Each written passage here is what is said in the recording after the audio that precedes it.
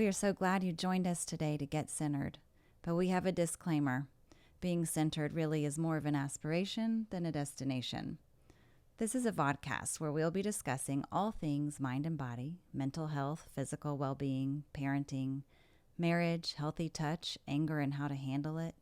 What is integrative medicine? How do I meditate? What are we learning from COVID in this quarantine experience? Where do we go from here? You have questions on these topics, and we ask those same questions ourselves. So this isn't a vodcast full of answers. It's one full of discussion, because we're going to tell you right now we do not have all the answers, but we do love a rich discussion and hope you do too. We're Leila Scott and John Price, the founders of the Center for Healing Arts and Sciences, and this vodcast is hosted by our amazing team, which is comprised of an integrative group of therapists offering individual, couples, family, depth therapy, and offers support groups for men, women, teens, young professionals, and others. Chinese medicine practitioners offering acupuncture, herbal medicine, food therapy, lifestyle advice, and last but not least, our mindfulness meditation and spirituality guide. Be sure to reach out to us to let us know other topics you'd like to hear us discuss, or to let us know if you'd like to work with our integrative team. We are here for you and offering virtual care as well as home delivery of wellness self-care packages during this time of physical separation. Give us a shout at 713-526-4444 and be sure to follow us on social at Center for HAS. And now, please enjoy the show. Hello and welcome to everybody here and everybody watching or listening. This is Get Centered with the Center for the Healing Arts and Sciences, and today we have a guest. I'll introduce her first. Her name is Justine Fanarof. She's an old friend. And her bio, with friends, you don't always get to read their bios. And so doing something like this, you actually get to read somebody's bio and go, wow, you've done quite a bit. So Justine dedicates her life to healing the world, a concept known in Judaism as, I'm going to let you guys help me out, tikkun olam. Got it. Justine. Did I get it? Yeah, you got it. Okay, good. Blessed by being born into a matrilineal lineage of healers, anti-apartheid freedom fighters, perogen makers, Justine Fanarof is a bilingual attorney, ethicist, teacher, activist, yoga and meditation teacher, corporate wellness consultant based in Houston. Born in South Africa, Justine is an immigrant with a deep personal and professional background in civil rights, coalition work, radio, TV, film, social action, legislative advocacy, and activism. Justine serves on the board of the Houston Coalition Against Hate and Mind Oasis and is on the faculty of the Jung Center Houston and the Jewish Mindfulness Center of Texas. She's been consciously and consistently unpacking her white privilege since post-Katrina work in grad school and a race and law seminar in law school. Justine continues to learn more about herself through her commitment to trauma-informed practices and spaces, Jungian light and shadow work, and meditation practice. In 2019, as a member of HCAH, she participated in the People's Institute for Survival and Beyond Undoing Racism training and continues to sit with, integrate, and learn from this experience and from her colleagues, friends, and mentors in the movement. She's passionate about nature, art, movement, energetics, our human psyche, and the felt experience. She's an advocate for grassroots action, mentorship, community-based practices and approaches, and the range of civil and human rights issues, including but not limited to law and policy as they pertain to Black Lives Matter, income inequality, educational equity, and early childhood education, LGBTQIA equality, women's rights, reproductive freedom, voting rights, and comprehensive criminal justice, and immigration reform, which all together means she's an all-around badass.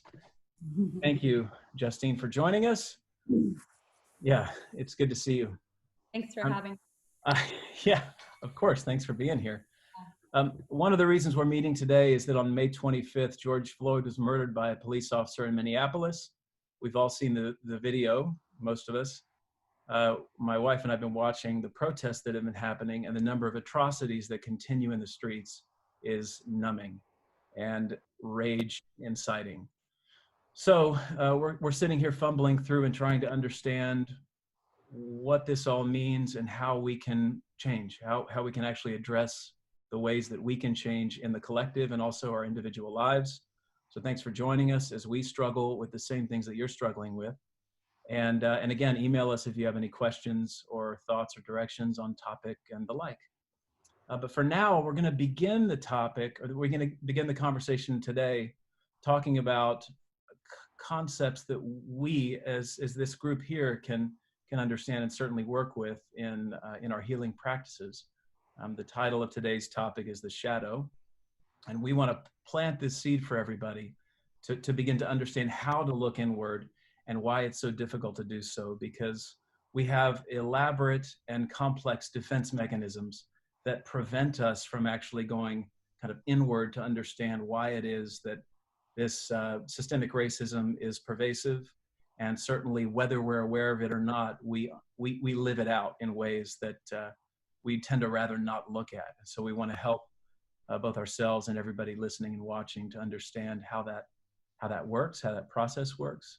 And then Justine's here to help us understand when it comes to policy, the implementation of these policies on a more political and systemic realm, how we can actually move from kind of the interior personal work into the exterior, and whether it be political or systemic or structural, institutional work that we need to do.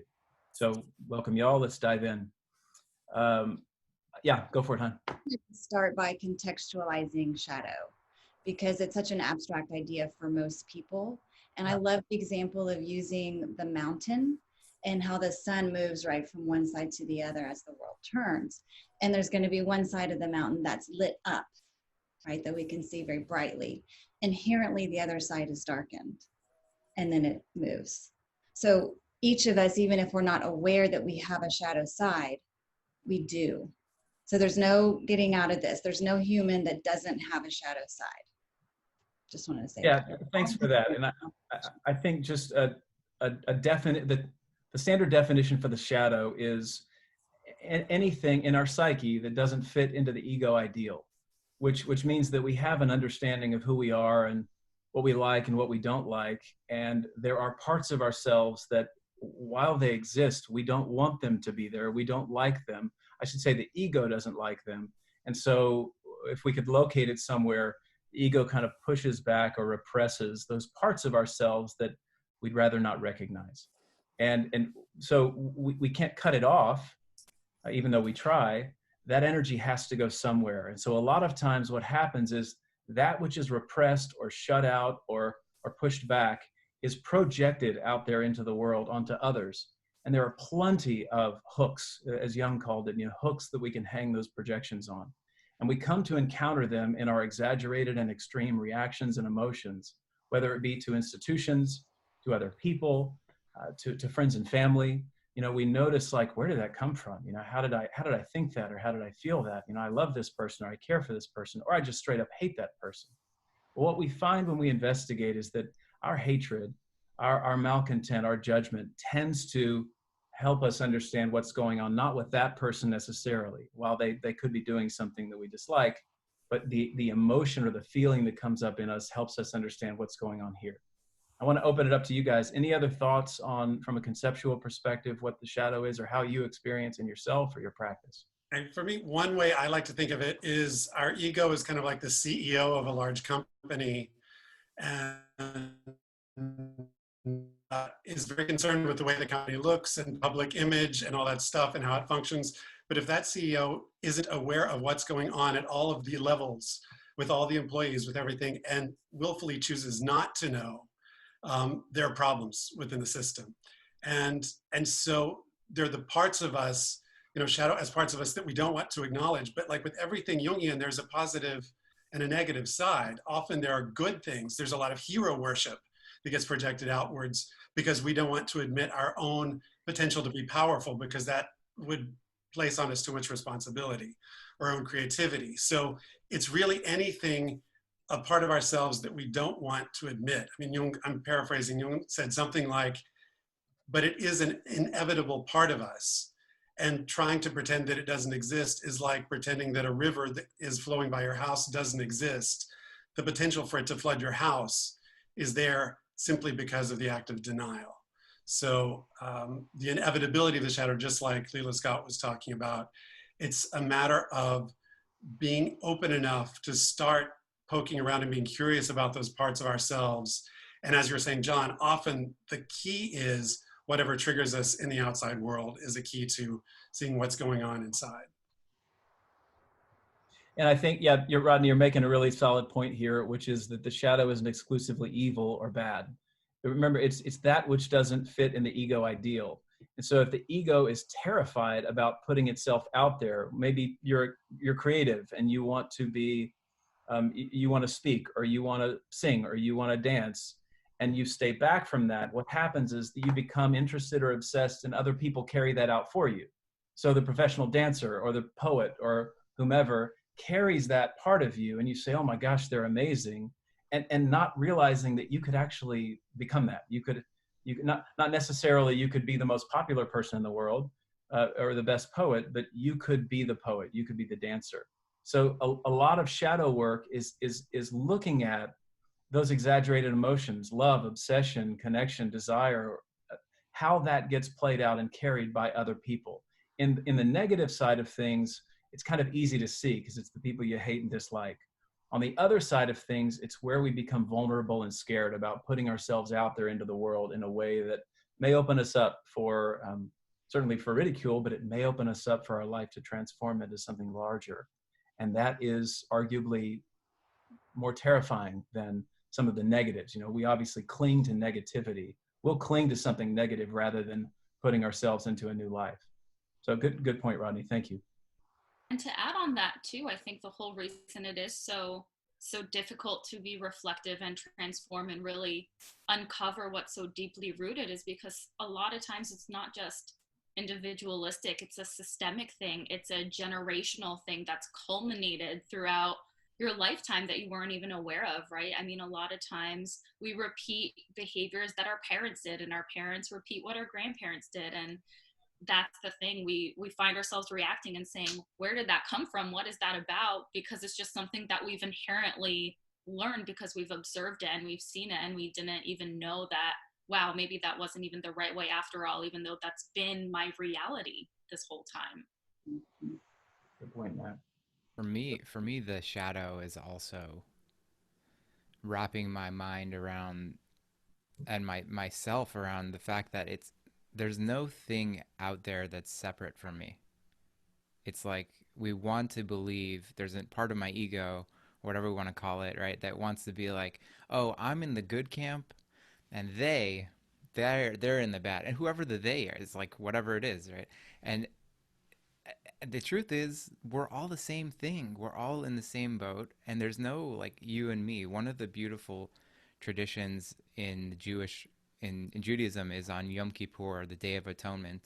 We get together and we do these like penitential prayers, but we don't do it as like, I did this, I did that. It's we did this and we did that. And we go through the list of all the horrible things that can be done in the world, and we say, we did this, right? And it's not saying like, I did it, but humanity has done it, and I can't separate myself from humanity. And therefore it's like, I have to recognize that within me is the possibility of that. And that's the recognition. That's beginning to recognize and touch into the shadow in a way that says, that's just part of what it is to be here and human and in this planet. Mm-hmm. Yeah, that reminds me of after our talk last week with Shavana and Deborah. Shavana and I were going back and forth a bit, and I was sharing with her that when I see somebody struggling on the street, if I'm driving by, I don't say God bless them. I say a silent prayer of God bless us, everyone, because I feel like if I say God bless them, then I'm sitting incorrectly, right, in some sort of heroic seat, and they're the victim to be pitied, when really we're completely connected and just living out different versions of what the human experience can be. So I think we also have to be careful of not doing the pity thing and thinking that we are going to be the heroes.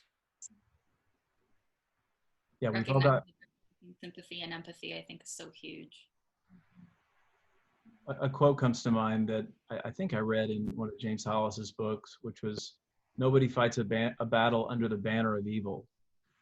And, you know, two warring parties don't go at each other saying, you know, one of them's not saying, we are horrible, miserable pieces of shit, and we are going to eviscerate anybody No, I mean, they are justified, they are warranted, they feel empowered to fight for something important. But you've got, I mean, and who doesn't do that with friends and with their partners? And that happens in the microcosm also. So these things play themselves out. And I want to offer up because we can run the risk of speaking in abstractions, as Leila Scott, you had said with that really good example. But I want to talk about maybe 3 examples, and y'all add on to this, where we tend to see shadow. The most typical example is in the story of Dr. Jekyll and Mr. Hyde. And what we see is this transformation from this kind of mild-mannered, passive individual who's locked in intellectualism. And once drinking the potion, he becomes this kind of wild, animalistic person that acts out all of his rage and greed and all the kind of nasty parts of our human experience. That's one of the perfect images. The second that, as I was kind of thinking through this, the second is Hitler. You know, what happens when Hitler comes to power, because there is a felt sense of inferiority. And what's projected onto this authoritarian figure is a savior image. You can get us out of this, you know, lot in life, this predicament that we're in, and I can't do it. And I don't want to certainly fight in the way that I would have to fight to get rid of this inferiority. So you do it for me. And all of a sudden, an entire collective is projecting this kind of sense of inferiority and a lust for power onto Hitler. And that becomes a dynamic that is circulated back and forth. And to really bring it down 1,000 feet, you know, we can even look at just the little ways in which we express our feelings. When you're driving down the road, what's your sense about people that you see? You know, when somebody cuts you off in traffic, what are your assumptions? Is it that that person is maybe rushed or upset? Or is it that motherfucker who got in my way and I can't believe it? And then you spend 15 minutes raging in your car over some person you'll never meet. You know, you allow your insights to get affected negatively by what happens out there, and a shadowy piece comes out of you. I mean, how many times have we spent driving in our cars having these really grotesque fantasies about, you know, ill will towards somebody else, going like, I would never expose that. I would never talk like that to somebody. That's shadow. And do y'all have any examples that you can think of right now? I know I'm putting you on the spot, but. Well, just to use that example, it's such, you know, there's all these opportunities in those struggles, right? Like you can do that, right? You can berate the person who cut you off, or you can go, it's interesting. I was really triggered by that just now. I wonder what places in my life I'm feeling cut off. I'm not able to complete the paths or whatever, right? You know, and then the topic for today, specifically the shadow, came out of what everyone's hearing in their sessions. There's a sense of helplessness and hopelessness at large. How are we going to fix this problem that doesn't seem to go anywhere, you know?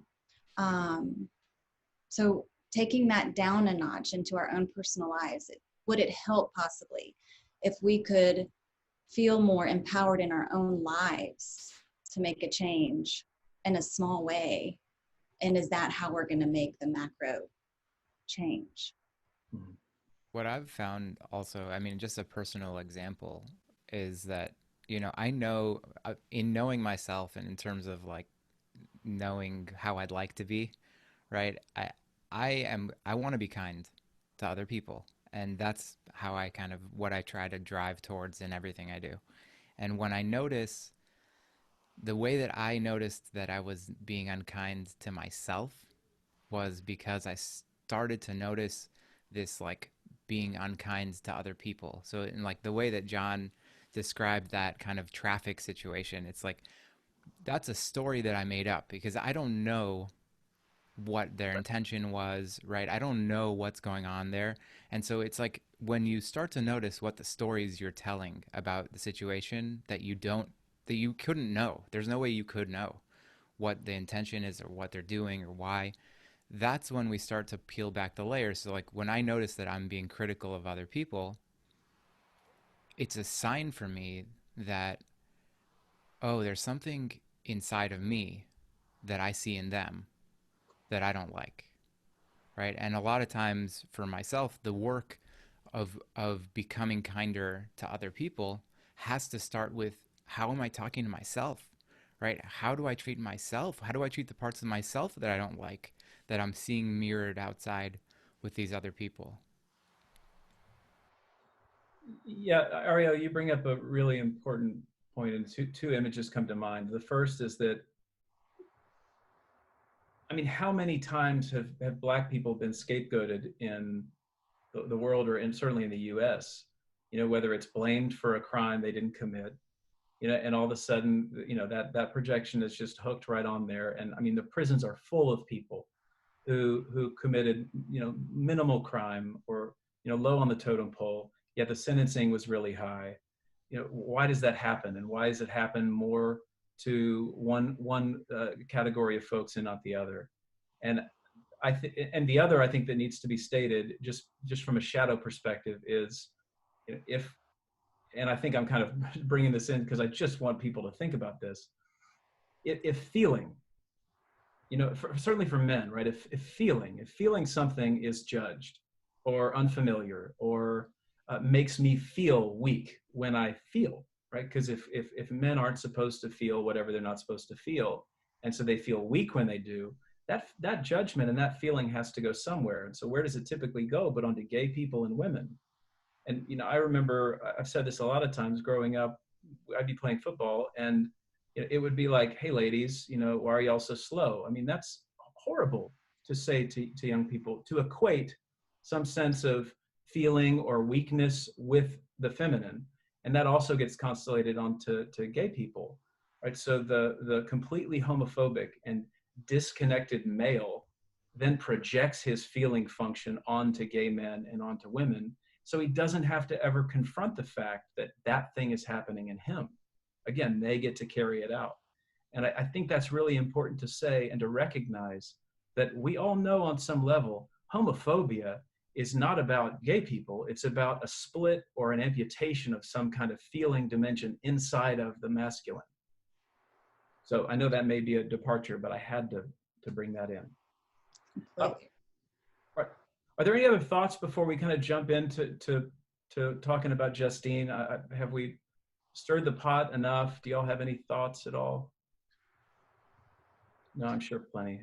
Well, it's maybe a good segue for Justine to chime in, but last night we were just really being reminded that it's essentially, you said, why do we keep doing this, right?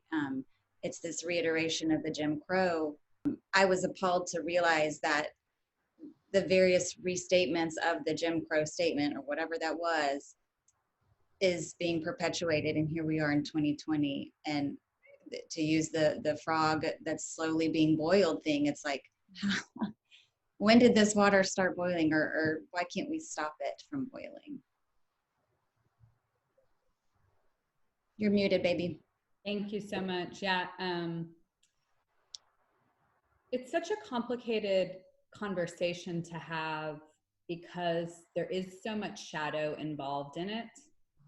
So I really appreciate the context of the shadow as the initial point of departure, and just being able to give that a name and say, one of the reasons why we're struggling so much as a society right now is because of this horrifying and actually devastating legacy and kind of the vestiges of a system of inequality so horrifically destructive on a human level and perpetuated for so many hundreds of years. So the story of slavery in this land that is a colonialized land, we say the word, the colonists, right? Like that they were actually, that there's a positive connotation to that. The 13 original colonies, without even thinking what this land was way before, for millennia before it was colonized, and who came to this land and under what conditions, and then what was brought, for the first time, I believe in 1619 was the first ship that arrived with enslaved Africans. And from that point on in this country, and I think it's really, you know, when I did the People Institute's training, the Undoing Racism training, people wanted to speak about other countries and have an understanding of racism in other places. Let's dial it in and just agree that we'll talk about the United States as a specific place, because this is where we live and this is where we hopefully vote and raise children and do our work. But when people came to this country that were you know, they were forced this idea, we're a nation of immigrants. Like what? Like where does that even come from? That's part of this colonial ideology or hegemony, this kind of incorporation of this really, it's like a radicalized, fucked up white man's view of the world. And it's radical because it's untrue. And so what the truth is we're continuing to unpack the truth. There's an opportunity for awakening. And so just within this work of the shadow, like, oh, I get to look at it. I get to relook at it. I get to look at it. I get to relook at it. It's not going to go away. It's nothing new. And it's so deep. It's so deep in the individual, the body and the body politic. Bye, Ariel. It's so deep in the fabric of our psyche, and the fabric of our soma, of our physicality. Listening to Resmaa Menakem's talk with Krista Tippett on being, and him speaking about the first moment that he noticed his grandmother's hands and wondered, Grandma, why are your hands the way that they are? And she said, it's from picking cotton. He didn't know at that moment, you know, what that moment, as I understand it for him, that was a seminal moment to understand kind of the embodied trauma of the African experience, the African American experience in this land. And it is so deep and it is so painful. And like white people kind of may wake up to it, you know, at some stage, and may not. That's part of what we see as well. And that's what we've seen historically. There's been a push and a pull in this nation, even in the legal and the policy, the foundational sort of framework of society. There's been greed, and that's driven a large part of why the economy of the United States and kind of the global economy that was the justification in a very gross sense for enslaving human beings. And that justification continued after emancipation. It continued with peonage. And so I want to just bring up that point that was brought up about the criminal system in the United States. I won't say it's justice.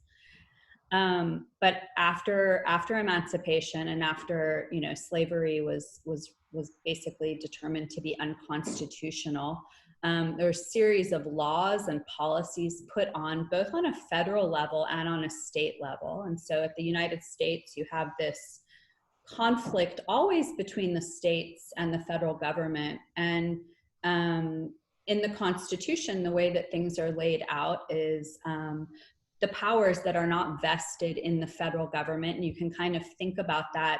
This framework came from the British framework, where there was a sovereign, and the sovereign had all the power, and the sovereign was like, well, I'm going to give you certain powers. And so the United States took that framework when they created our system of laws, and basically any law that was not vested in the sovereign is the right of the states. And that's the 10th Amendment. And we even see that today when we're talking about executive power and executive privilege. And for example, like why does the executive branch have so much power? Because any power that wasn't vested directly in a certain entity kind of reverts back to the sovereign. And in our system, the sovereign is the executive, right? We have 3 branches of government. They're supposed to be a check and balance on one another, but actually the way that the executive branch is so diffuse in society, touches every aspect of our lives, from housing and urban development to education to, the Department of Justice. The administration of the executive branch is so far reaching that decisions that go on within that branch really have an impact on our lives. And that's just the federal layer. But then we have each state. Yeah. Because there is a confusing aspect of what you're saying, which is that, but in a democracy, the individual is supposed to be sovereign, right? I mean, so what we're talking about is an inherent split in how power is distributed, because the system is set up to make the individual sovereign, which is what we're all saying needs to happen, except the way the system actually functions is that the institution, in particular the executive branch, but also the corporation, is sovereign. Yeah, and it's a really good point, John. And when you've had a system where, Black Americans were not considered people, nor had the right to vote, and women didn't have the right to vote, and we still have a massive percentage of the population that contributes to the population, and I'm speaking about undocumented immigrants in this country, that are participants in a system and yet are not allowed to vote for themselves.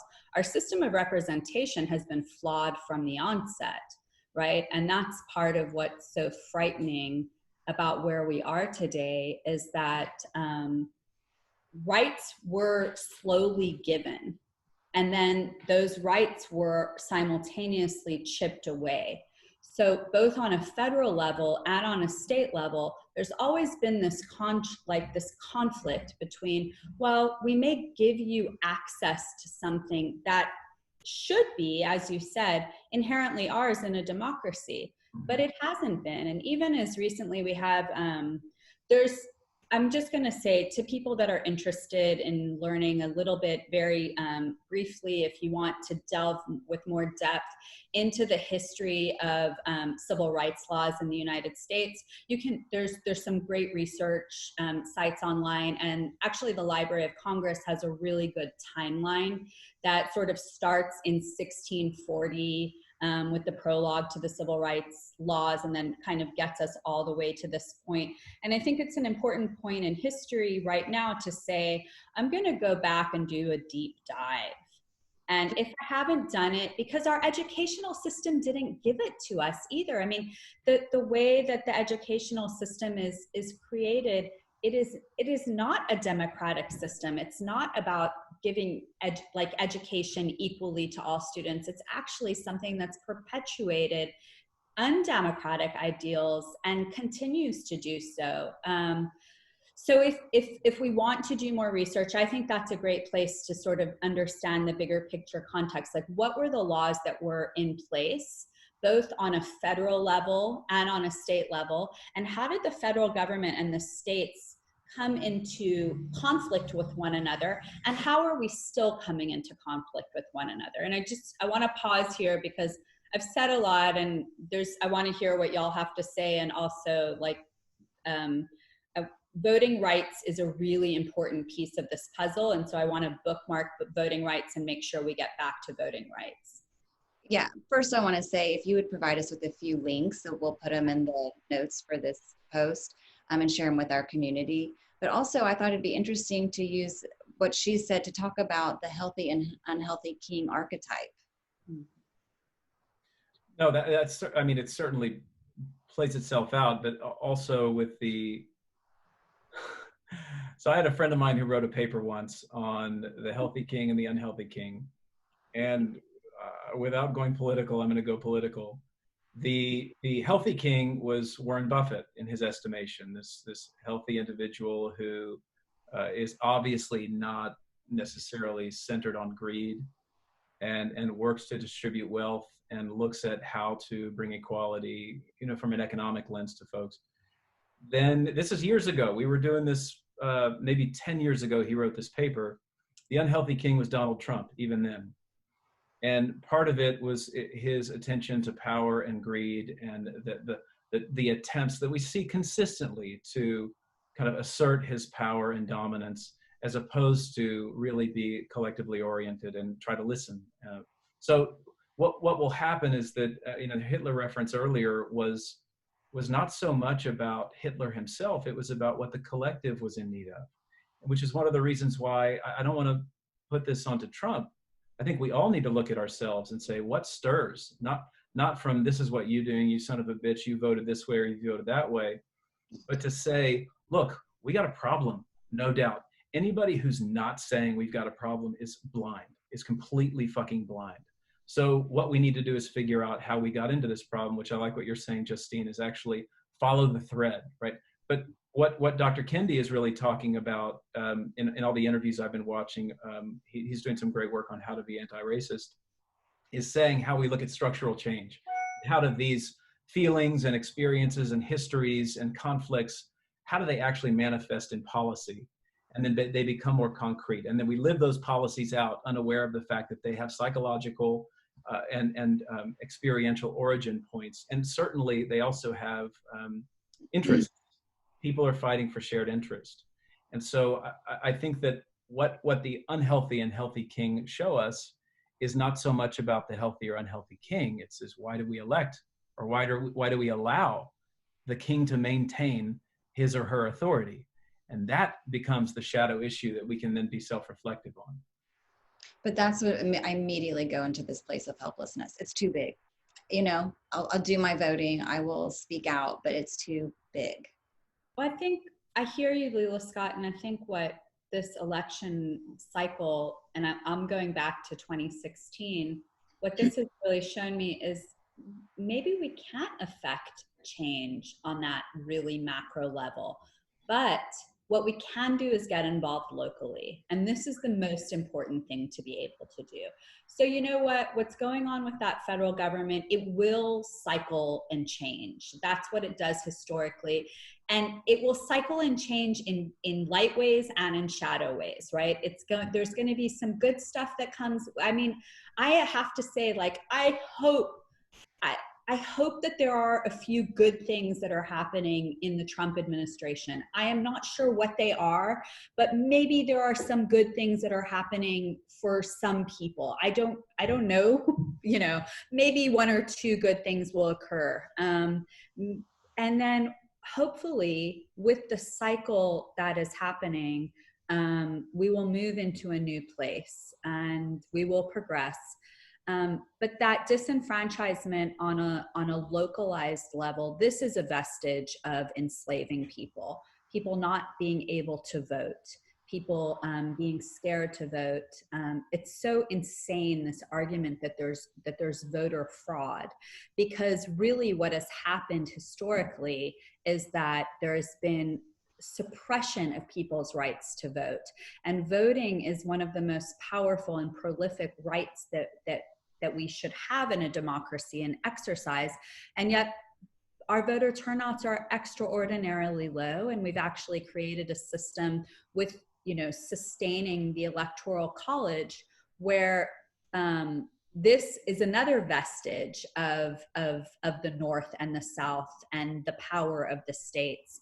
And to really critically look at that and say, does the system make any sense? Does the voting system in this country, does the voting system, the structure of voting make sense? And so states have challenged the voting structure in this country. And most recently, there's a really important case that came out. It was called Shelby County versus Holder.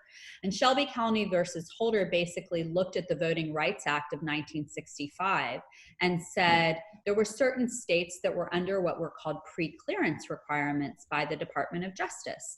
And so when any state put forward a change to voting policies, those policies would have to get pre-cleared to make sure that they were aligned with the methodology and the rationale behind the Voting Rights Act, just on a simple level. So if something seemed racist in nature and a state was under the jurisdiction of the section 4B of the Voting Rights Act, then they would have to get pre-clearance from the Department of Justice before that state law went into effect.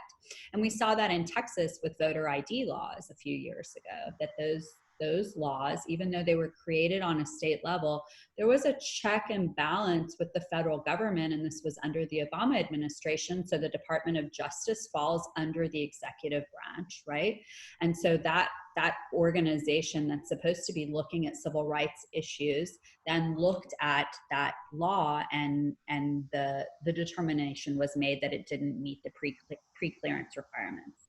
Well, the Supreme Court struck down that provision of the Voting Rights Act. Okay, so that doesn't exist anymore. Now, what would the check and balance be on a local level? On a local level, it would mean getting really involved in local politics and making sure that, like, whatever policy is coming forward, because it trickles up the same way that it comes down, right? So if we are working from a micro political level, the micro politics is being involved in your school board. It's being involved in the State Board of Education. It's knowing what the budget is on the, this is a huge thing with the defunding of the police. We're not looking to like get rid of the police departments. We're looking at the way that the police budgets are so grossly disproportionate to the health and human service budgets, and how the police are forced because of the way in which we've defunded. And I'm saying we, this is like we the people, we've allowed this to happen. We've defunded the services or deprioritize the services in society, so that the police then are responsible for taking care of, you know, the range of social services that they are not trained to do, that they don't have that skill set. So thinking about, well, how do we change things? We change things one-to-one. And that, going back, that's been the lesson from 2016. I mean, I feel kind of naive that I went with my mom and one of my closest friends and her mom, and we marched in the Women's March, and we felt so like connected and excited. And then the depression that set in when Trump won, for many people, we've been in this kind of depressive cycle now for about 5 years. And so what's happened with the pandemic and with people being at home and getting to be with their families and look within, and this quieting, I think we have to talk about the shadow and relationship to the pandemic as well. I'm curious what y'all have to say about this.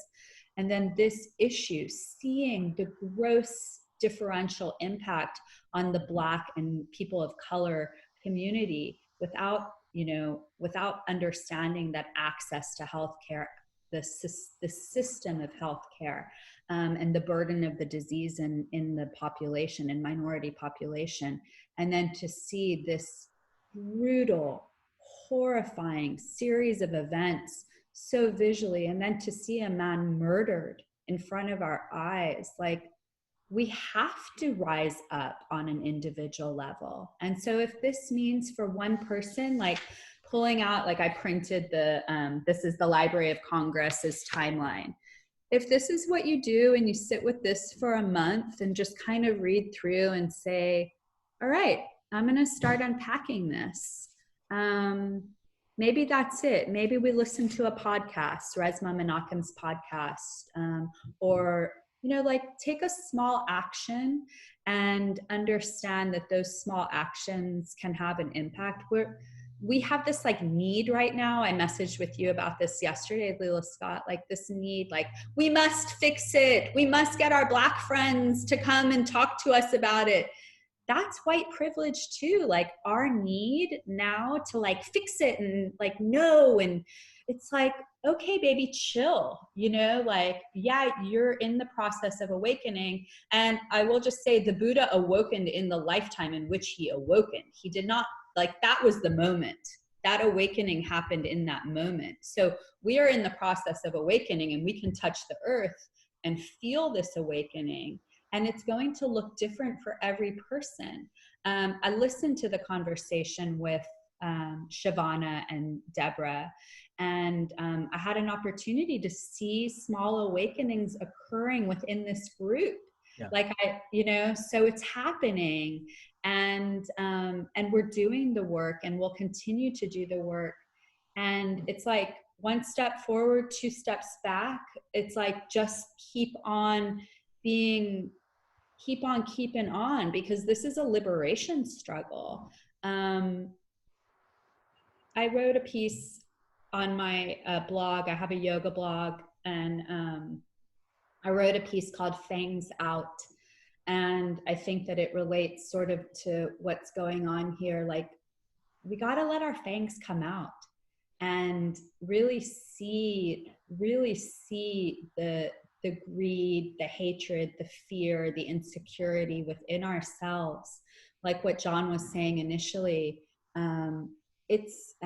what we've all been saying, it's here, and we can look at it in a way that we look at a baby and really care about the internal experience, and encourage one another. I think I'm holding space for the uncertainty, and it's also not an excuse. So like, I hear it, and I also want to say, okay, so let's start one piece at a time, and this is presented in a timeline, right? This is presented in a kind of chronos perspective, but we know about kairos, this like more abstract sense of time, like things coexisting. And so being a person committed to human rights is seeing what's happening in front of us and making changes in our daily life, knowing the origin of the word, like what a peon is. If we say that word, do we know what that means? Our language is very important. Our communication style is very important. As a well-educated, extraordinarily privileged white woman, like with relatively good self-confidence, I know that I occupy a certain space. Can I softly like relax into a different space and allow for different conversations to occur where like maybe everything that I know is not that important? Justine, I want to address something because I think it's so important, because obviously in this little box of squares here, there aren't black faces. Yeah. And we certainly want to try. We also want to struggle, on our own too. And I just had this awareness that in psychotherapy, the course of psychotherapy is naturally coming to terms with things for which you're unconscious.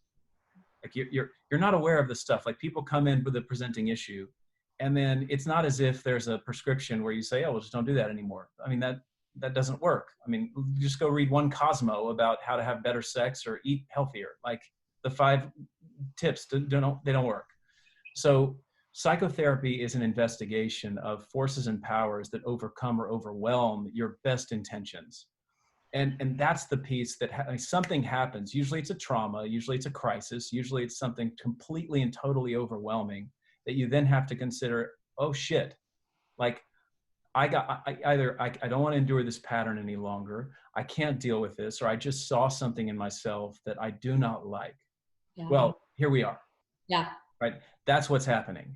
Yeah. And there's something that's going on in our culture for whatever reason. I do think it's a collective trauma that's happening. We've been through one of the most radical traumas of my lifetime collectively.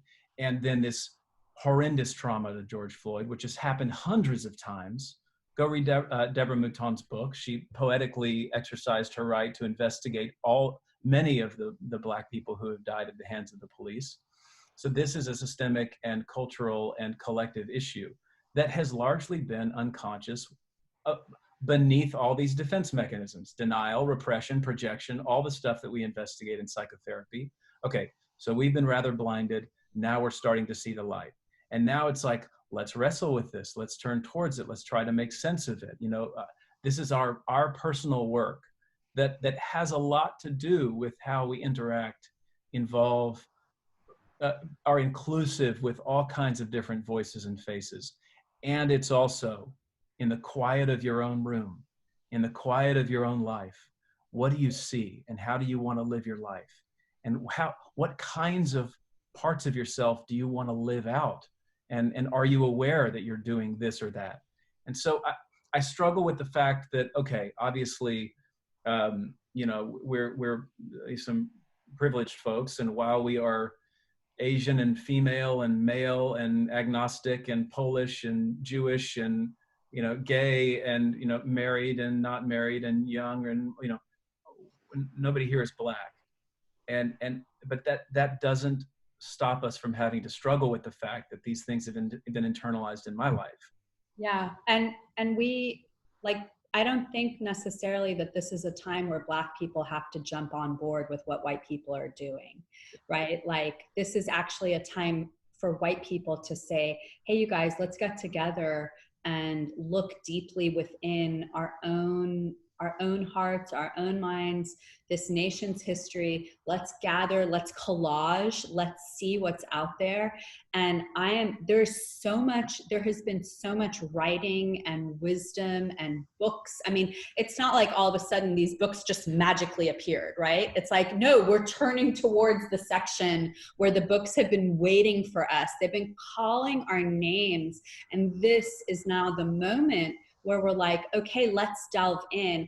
And yeah, like that, back to that piece on, yes, it would be absolutely lovely to have a Black woman or a Black man present in this conversation, an Indigenous woman or an Indigenous man.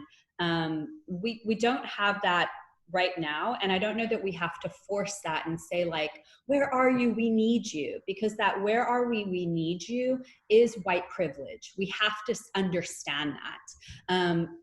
It's not Black people's responsibility to now come in and say, okay, and now I'm going to teach you everything that you need to know about being woke. No, it's like being woke is a process of like really looking in and making that effort and going inside. And I loved what, I'll go back to what Resmaa Menakem said in his interview with Krista Tippett. It actually can be traumatizing to ask Black people to do this work with white people, because in the body of the trauma in the body, he makes a point. He likes, when he gets a group of Black people together to do trauma work, take in the room, because historically, look around you. Historically, a Black person was beaten from behind. That was a very common occurrence, that you could be shot or whipped from behind.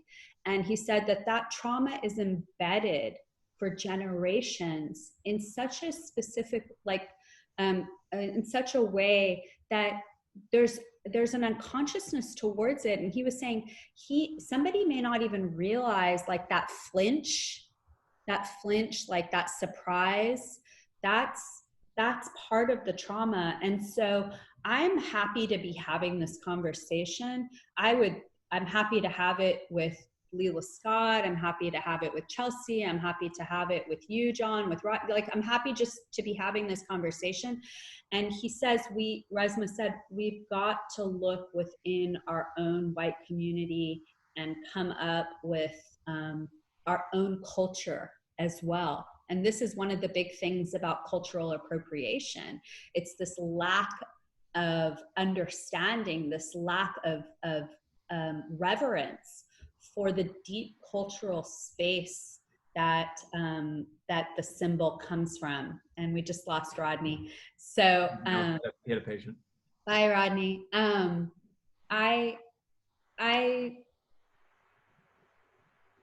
I think that's part of the complication of the process, is because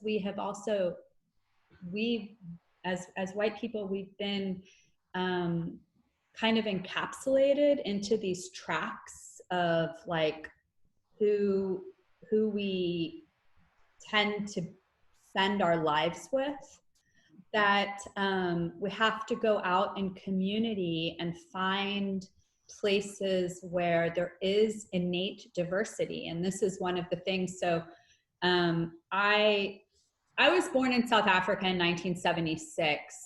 On June 16th, 1976, there were riots in Soweto, in the township outside of Johannesburg, where kids were shot in their backs, peacefully protesting. That's kind of where I came from. And my maternal grandmother was an anti-apartheid activist who was imprisoned. She was one of the first white women who was imprisoned. In South Africa at the time, you could charge somebody for 90 days. You could hold somebody for 90 days and then not charge them and then release them. And so this is one of the ways that they kept people in the in the system. So my granny, Trudy Gelb, was an anti-apartheid activist, and I grew up with this like really intense understanding of apartheid in South Africa. And my parents immigrated to the US, and I recently asked my mom, like, because South Africa didn't have TV until 1977. It was a completely closed society. They did not have access. You had to, and this was another time, right? If you wanted a book, you had to like, there were bookshops in England that like got books into South Africa. And I don't know that they knew what was going on in the United States in the 60s and the 70s and prior to that in terms of the civil rights movement.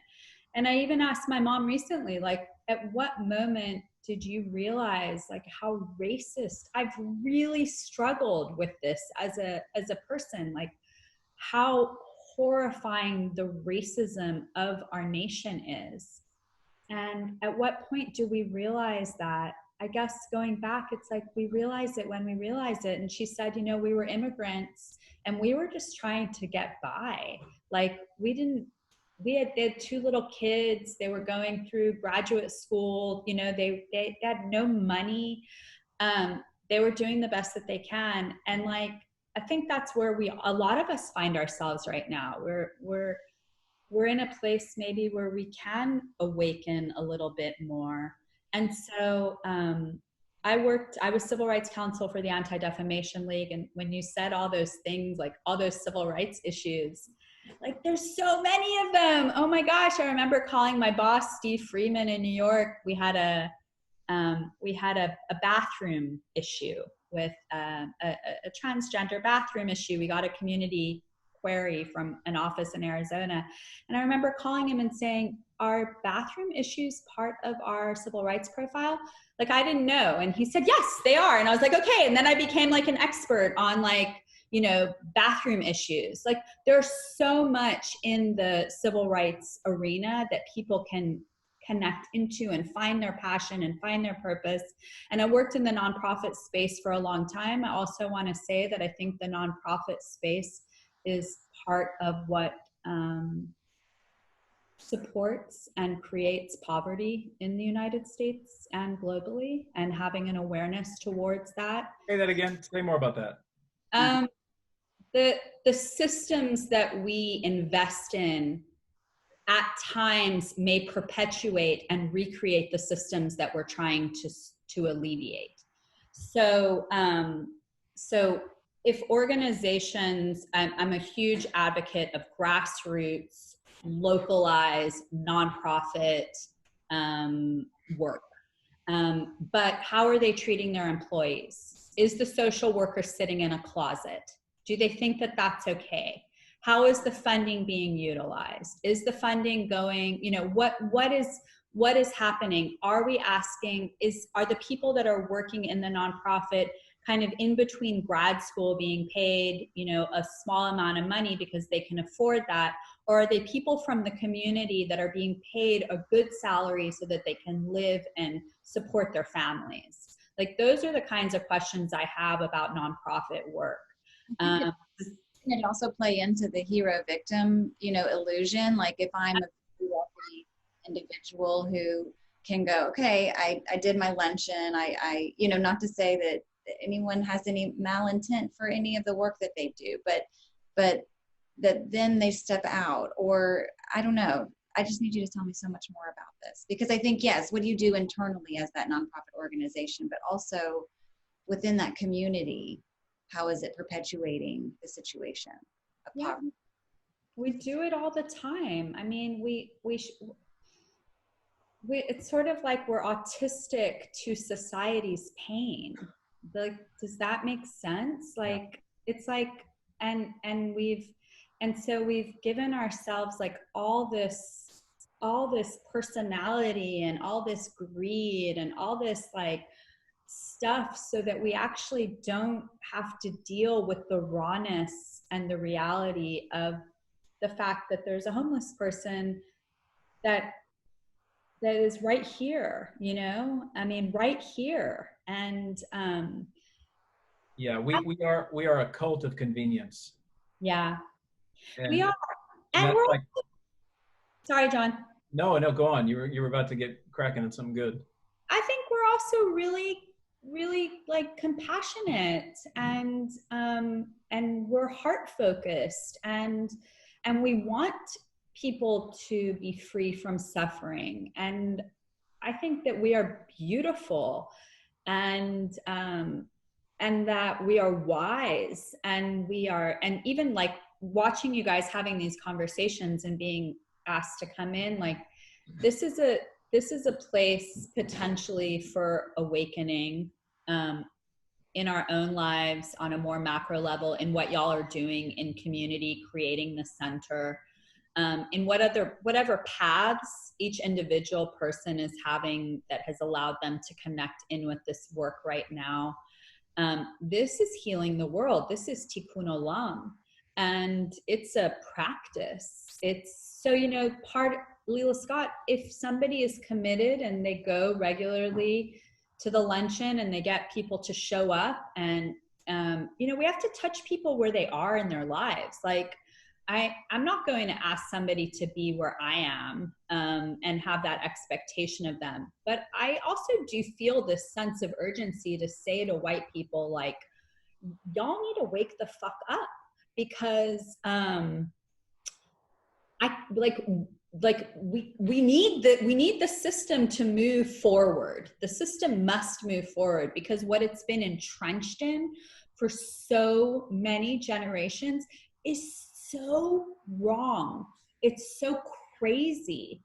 And so these little moments of awakening, let there be more. And if that comes, if somebody goes to, a luncheon at River Oaks Country Club and meets somebody that a student at a school and learns about educational equity, and then like, oh, I didn't know. And then that starts to unpack perhaps a role of philanthropy. And there is a huge role for philanthropy in this world because of the gross income inequality. And unless we sort of upset that balance, which, we can't look at racism without looking at capitalism. We can't look at it without looking at greed.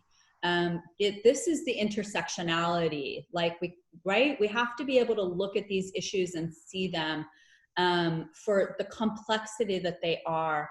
Then, that awakening and that possibility, it's innate.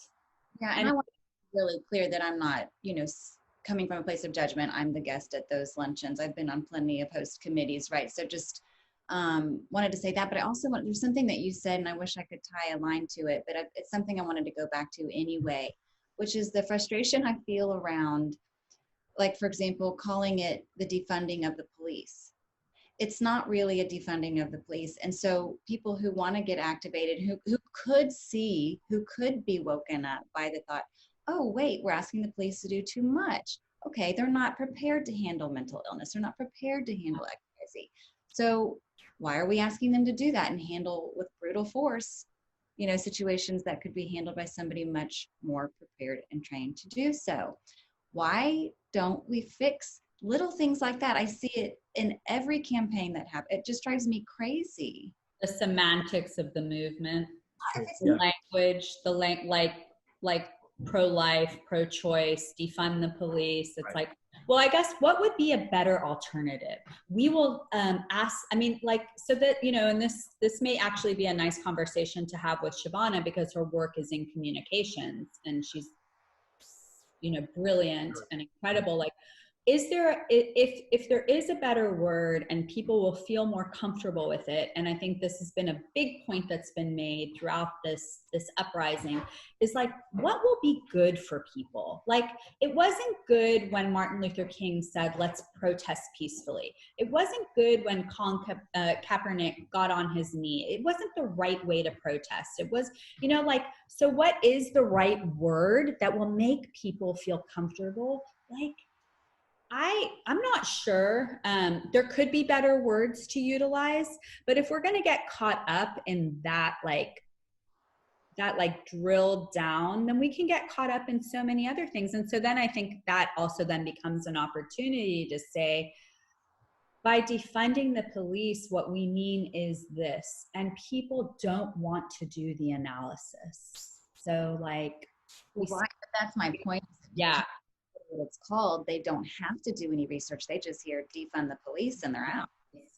yeah, I completely hear you. And I think that there is perhaps a different word to utilize. But then also, this is the word that's been chosen by the movement. And until perhaps there's like a white awakening to the necessity for a movement, like, let's create that word.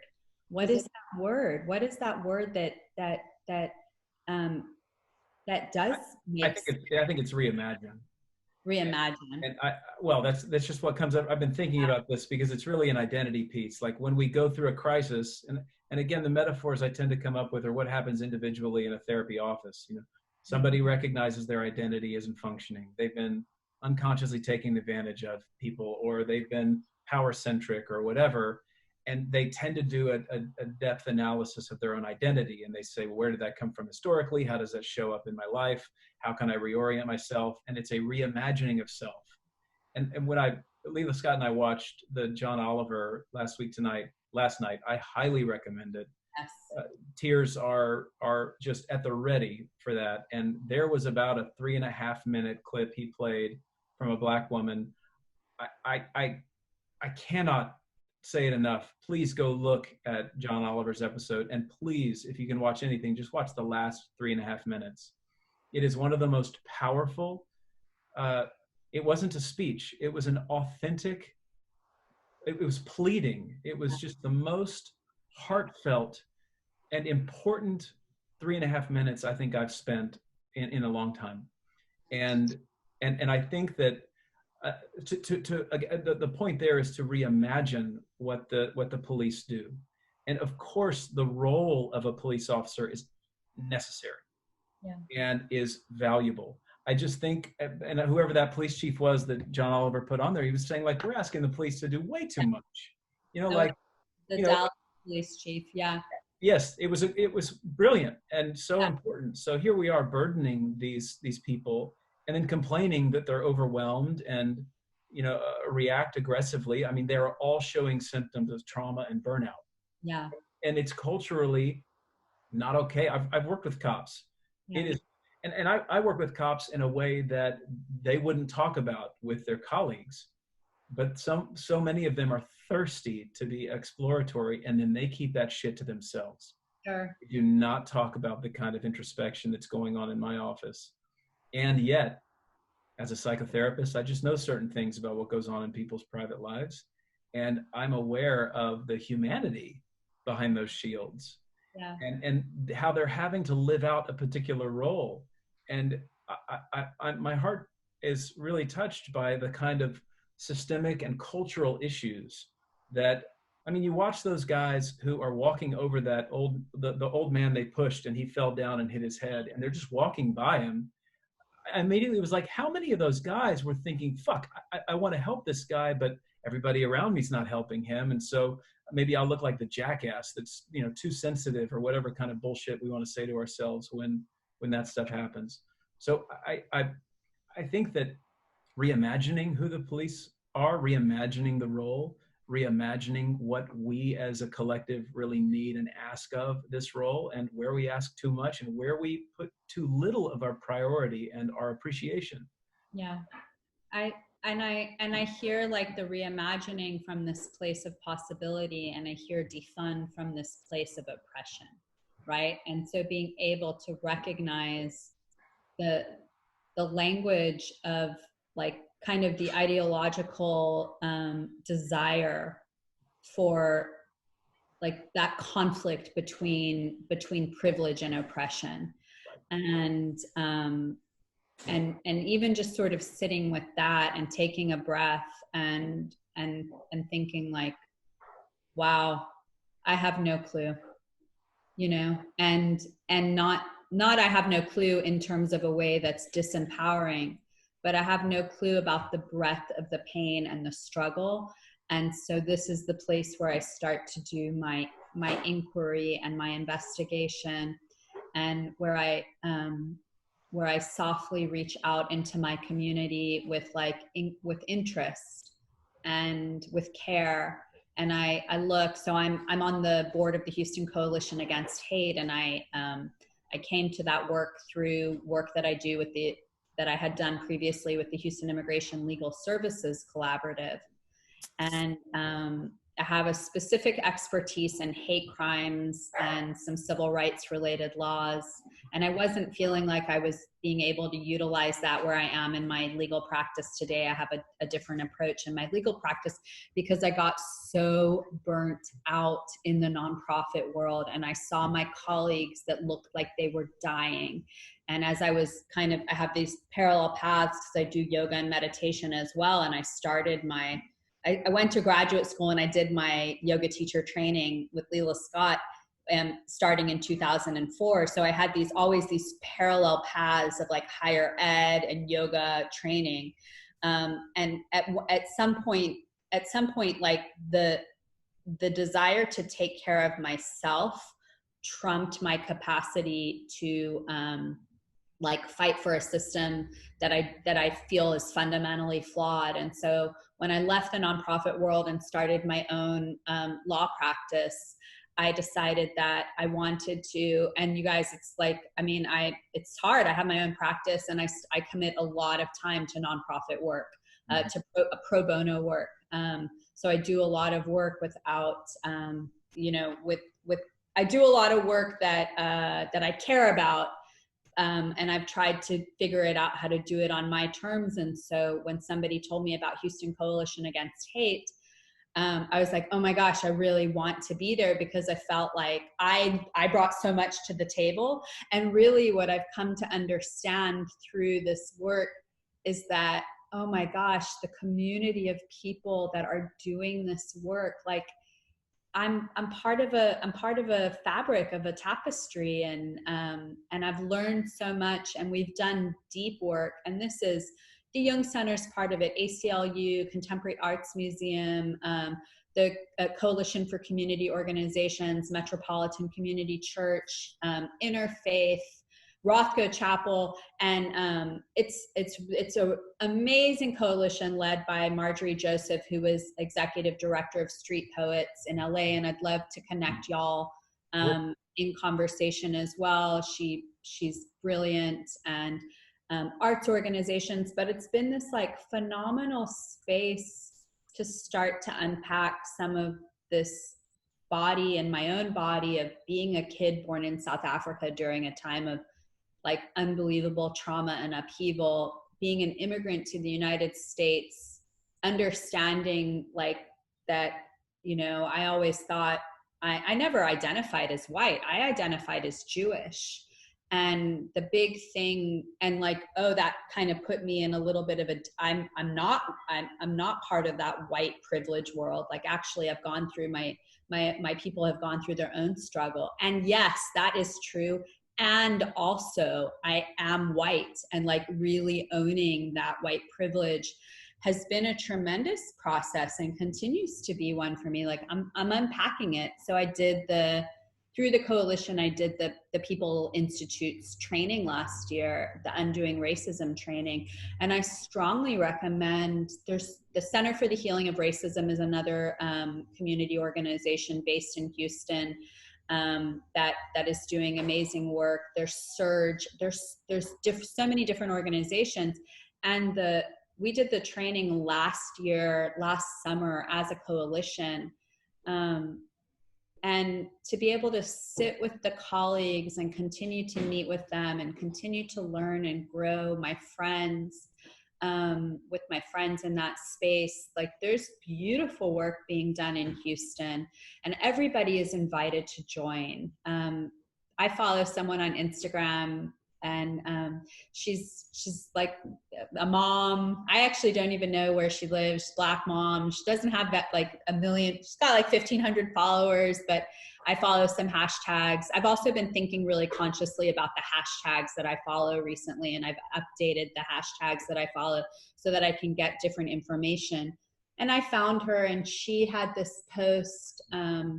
She was the one that said, we've been in a marathon. Black people have been in a marathon since 1619 for liberation. She said, welcome to the movement.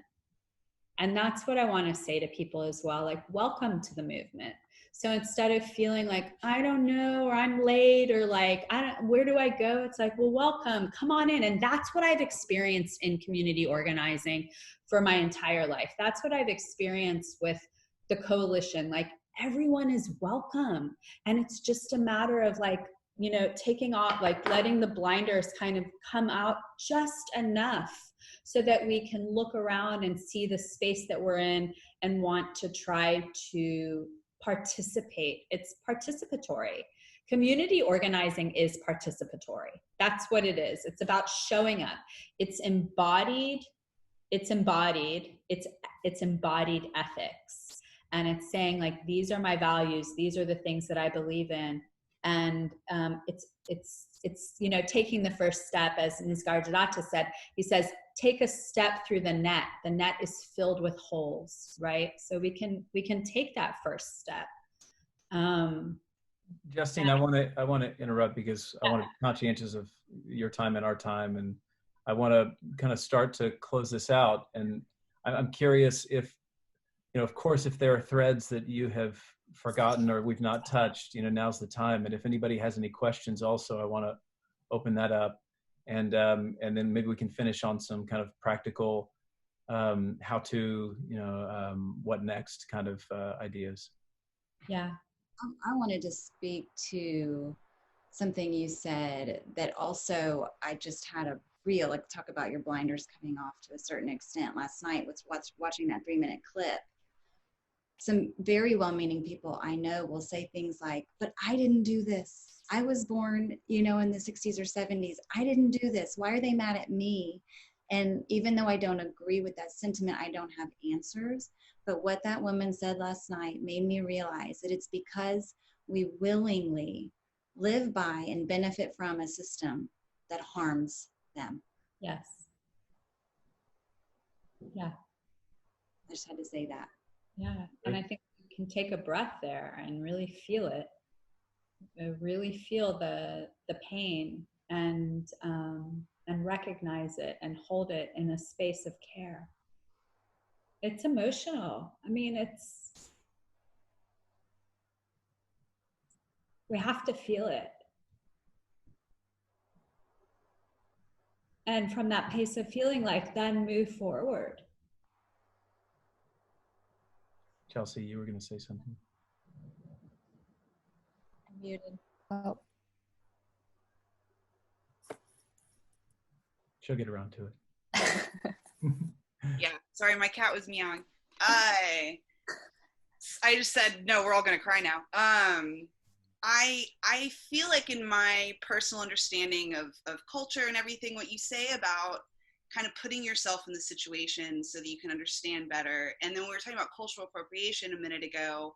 I kind of, and again, like living in Houston, I realized that I'm exposed to more cultures on a daily basis than normal. Like, for instance, one of my Hispanic friends taught me to store my extra pots and pans in my oven because while my mom bakes, her mom does not. And what is she using her oven for but to store pots and pans?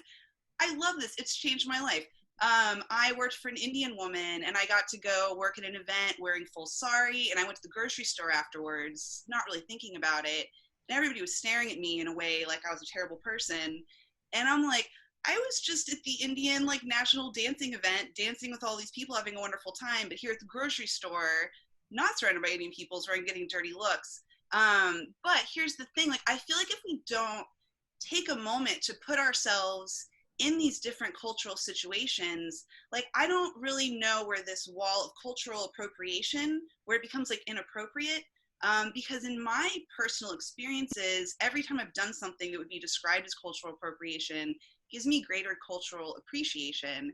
And I feel like culture kind of happens in an echo chamber anyways. Like I always kind of struggled with the fact growing up that I felt like I didn't really have a culture. Like, I don't really have a thing to fall back on, but I had a piñata at my birthday party. I've done the hora. I think it's amazing. I love all of the beautiful traditions that humans have come up with. And I feel like if we don't experience them with each other, like, we're not going to make this progress, because just like the beginning of our conversation, John, you were saying like, we all have our light and our shadow side, but it's when our shadow side starts creating problems, we realize we can't look at it, that we turn to someone like you.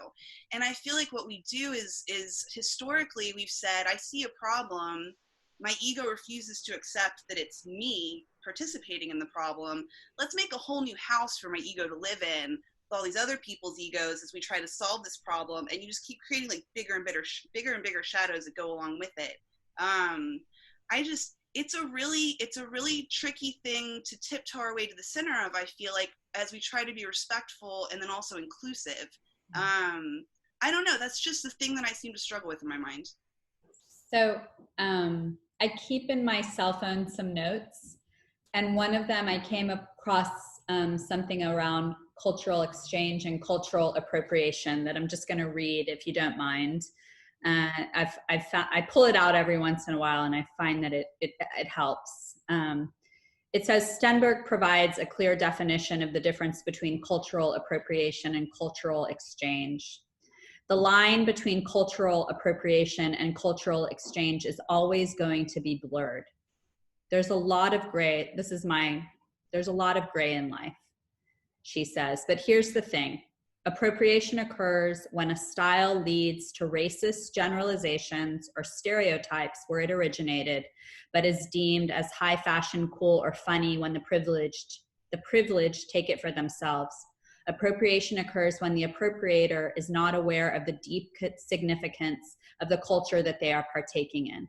And so I think if we do have an awareness of the deep significance, I mean, Chelsea, so wait, you said you had been in a wedding?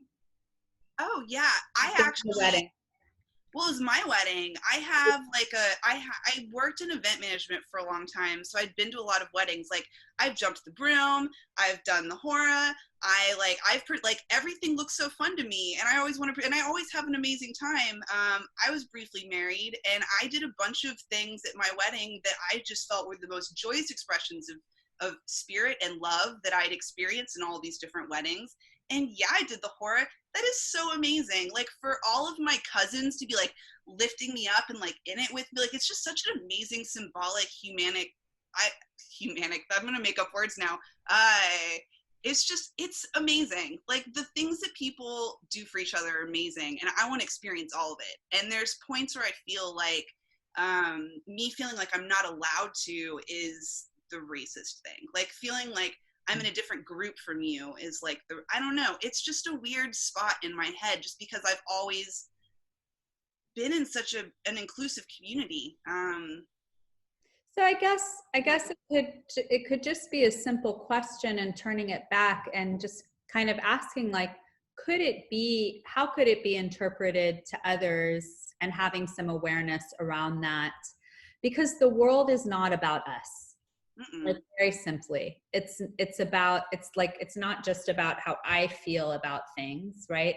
This is moving, I think, more into like the psychological space, and I'm not the expert here, but just reflecting on what I've observed and what I've seen watching the past few episodes and hearing other things that you've said, that like that turning back towards yourself and taking a breath and maybe recognizing, okay, where does this tradition come from? If I'm going to dance the hora, could it be an opportunity for me to learn a little bit more? And I don't know if you have or you haven't.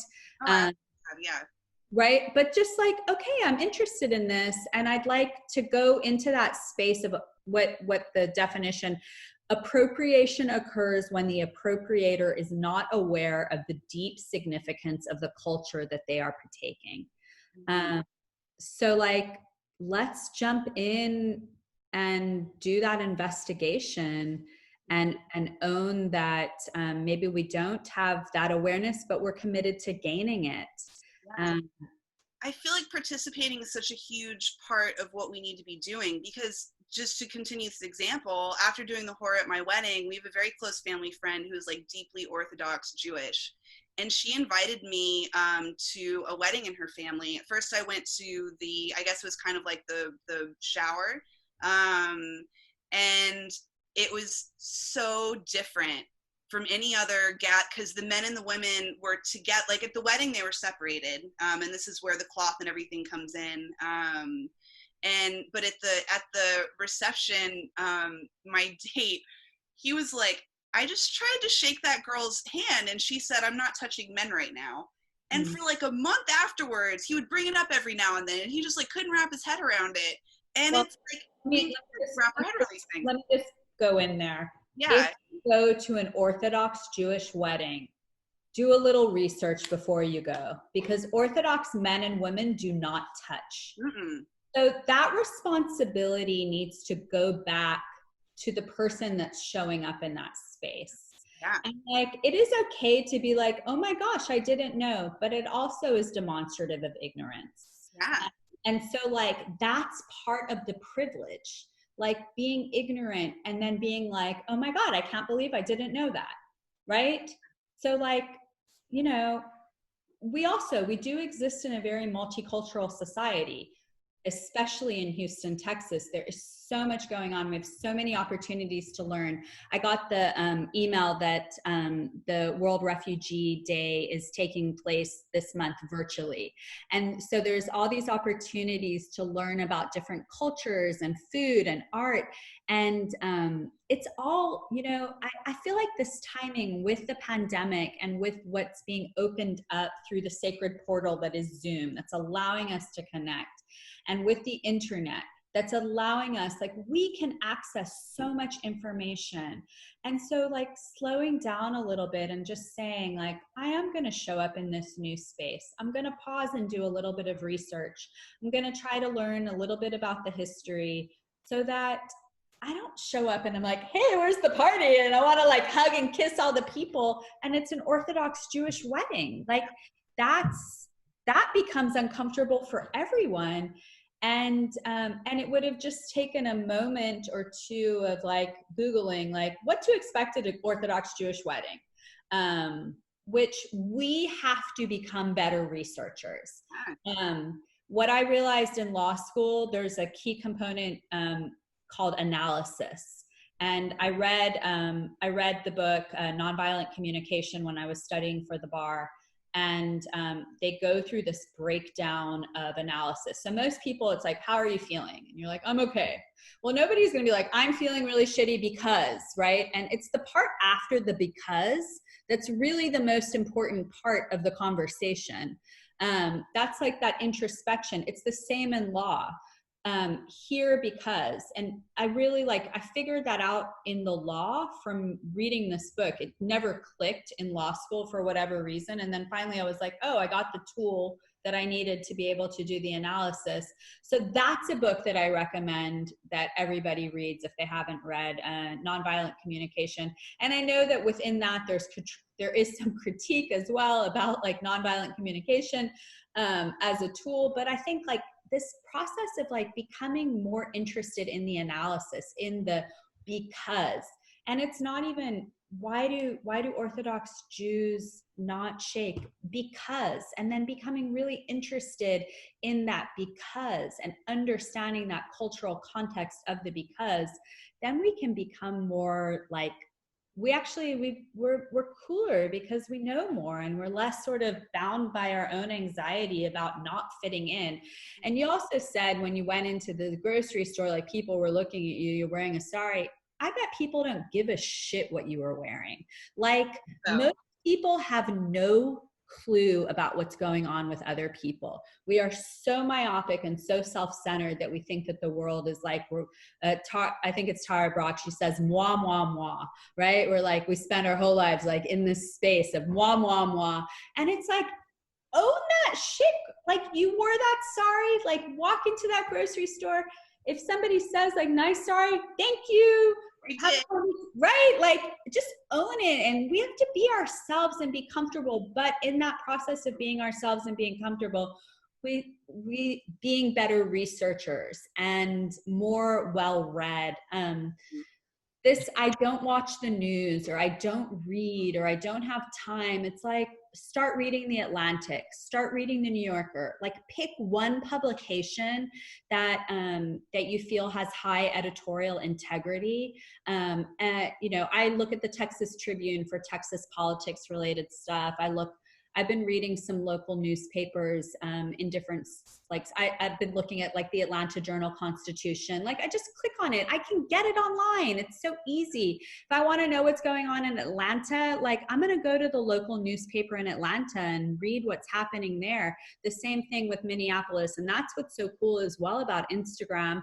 It's like we can really dial into the organizations that we're interested in and get different information that was never available to us before. But this thing, like, I don't have time to read about the significance of the sari, and I'm going to wear the sari. Like, there's no excuse not to be educated these days. And yeah. I think that I just, like, for my date situation, like, I already knew these things, and I don't know why I just assumed that he did as well. And I think our assumptions are definitely part of the problem, and people being afraid to ask beforehand, I think is part of a problem that some people have. But even like when I was working in the Middle East, white privilege.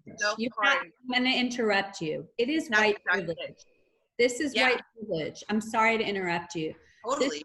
Right? Like going in and like not knowing and not feeling like we need to know. Yeah. And it's so deeply intrinsic. Like I try hard to stay on the top of the woke train. So like I studied before the first time I went to the Middle East, and like, I'm a woman, like I shouldn't try to shake people's hands, like same deal.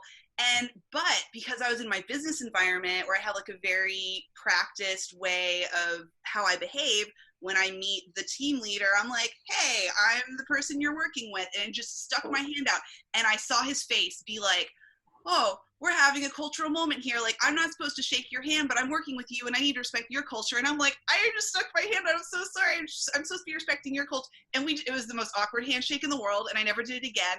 But we just internalize these things, and we just act on them without thinking about them, even though we try to educate ourselves better. And so it's practice. And that's why I think people need to be putting themselves in these situations to fuck up and be like, oh my God, I feel this now. I feel this so deeply in my soul. I'm never doing it again. We gotta start closing up. Oh. I just want to for the news, not reading it. I am that person. I don't read it because I don't trust what it says on any side of any aisles or anything. I think it's all mostly. I respect the journalists so deeply who are trying hard to put out the truth. Let me say that, because I want to give honor where honor is due. But somebody pointed out something to me recently, that the difference is, but I can still do my research. Mm-hmm. And I didn't do that. I haven't been doing that. And you know, Leela Scott, like within the yoga philosophy, in Satya, we call Satya, it's sometimes defined as truth. I like to feel it as honesty, right? And so exploring somebody's like honest assessment of a situation, and then, you know, being able to make a determination like, okay, that's their honest assessment. Is that the truth? Like in the more macro level, that's where the investigative mind can come in and start to put the puzzle pieces together. And so there's amazing journalism out there in so many different forms: podcasts, vlogs, you know, print journalism, publications. There's so much information out there, and I think looking at it, that like it must be true. That's this false also parallel that's been created with this whole fake news. It is so binary, like that is, you know, that there's that fake news. Well, on the other side of fake news, is that called true news? I mean, or is that what we're looking for? Am I looking for true news, or am I looking for information? Am I looking for like revelation in terms of like intellectual curiosity?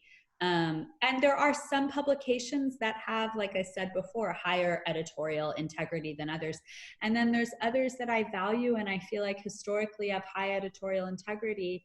And I'm reassessing that right now because I'm reading about what what they're doing with their op-ed pages and how they're making determinations about, what's being printed and how things are being framed. So I will say, like, find some sources that feel interesting. When you bring up the podcast, I am a avid reader. I cannot go to bed without reading. Every book I read is about seeking and elevating my consciousness. As much as I love a novel, I can barely convince myself to read one unless it's going to elevate my consciousness somehow, indirectly. But I listen to podcasts every day. So I guess I do some research. I just don't think of myself as on the internet pulling up articles or like what you had printed out. Like, let me follow the yellow brick road with policy and the books that are related to that.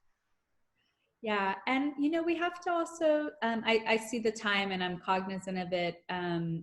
We have to get involved in local politics. So this is what my call to action to everyone is that the Texas legislature meets once every 2 years for about 6 months. And we will be meeting in January of 2021, which is about 6 months from now.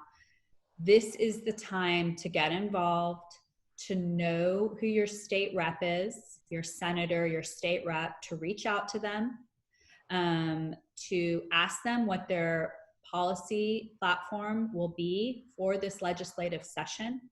The Texas state legislature has one priority, which is to pass a budget. That budget impacts the 2-year cycle after it meets, and then also, whatever that budget process is following that 2-year cycle. So if we invest in early childhood education for the next 2 years, like what will that open up for us as a society for the next 20 years?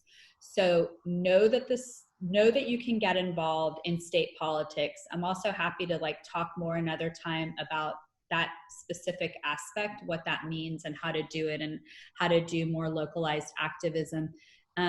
If you have not filled out your census form, the census is how the federal government makes determinations about how federal dollars are spent.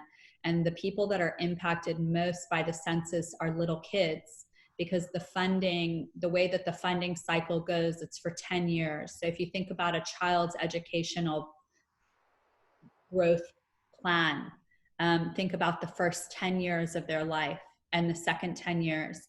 And if the kiddos aren't counted, if we're not adequately supporting that count, then from a federal financial perspective, the money that's given from the federal government to the states, there will be a decrease in funding in federal programs. And as we know, there's been a huge dismantling of federal policy and funding towards projects and platforms that I imagine we all feel similarly about. So the census and state politics and local politics, they're like ways that we can directly participate.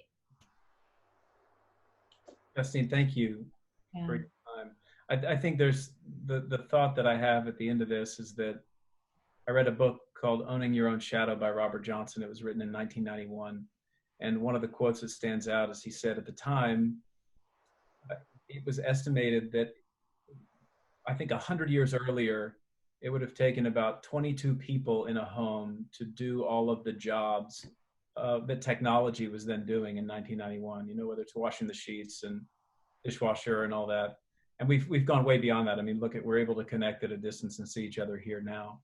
The point he was making is that convenience has really cut us off from the core needs that we have. And as a psychotherapist, a lot of the times I prescribe people to go walk in nature, connect. And so the convenience of a light bulb, an air conditioning, and a window have really done a lot to protect us and keep us safe, but they've also cut us off from something that's core, being connected with nature. And all of these policies and ways that we've tried to make sense of, how we get money, power, status, position, they've cut us off similarly. And so the great split is that if belonging is one of the most core and important needs of all of humanity, yet we've created policy that separates us and keeps us at odds with each other, then we all suffer. So to take a look at this is actually to begin to cure a split that probably happened certainly in the last 500 years, but really in the last 2000 where we began to become more and more separated from each other. And so I really appreciate your commentary on how to localize our efforts, and really appreciate you being here, Justine. Thank you. And I would like to, if I may, just close. I want to read a very short quote from Dr. King.